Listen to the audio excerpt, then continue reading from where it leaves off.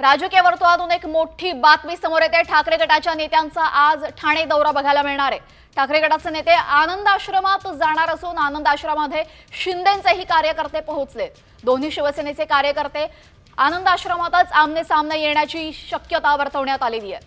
आमच्या पक्षकारात येण्याचा त्यांनी जर प्रयत्न केला तो आम्ही त्यांना आणून पाडू।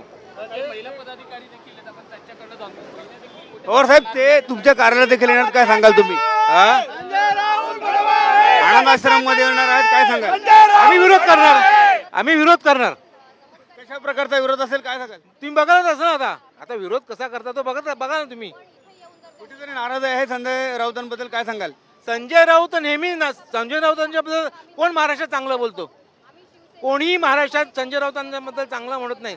ते प्रत्येक गोष्टीमध्ये त्यांचा विरोध असतो, सगळ्या गोष्टीला विरोध असतो। आज संजय राऊत एवढे जर त्यांचं खरे असते तर 25 वर्षांनंतर दिघे साहेबांच्या नतमस्तक व्हायला आले नसते ते।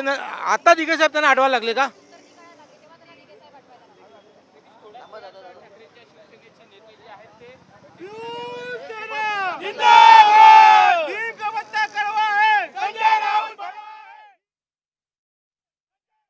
नेते आनंद आश्रमात पोहोचल्याचं दृश्य आपण पाहतोय। आनंद आश्रमामध्ये गेली अनेक महिने शिंदे गटाचे नेते वारंवार जात असतात। एकनाथ शिंदेही तिथे भेट देत असतात।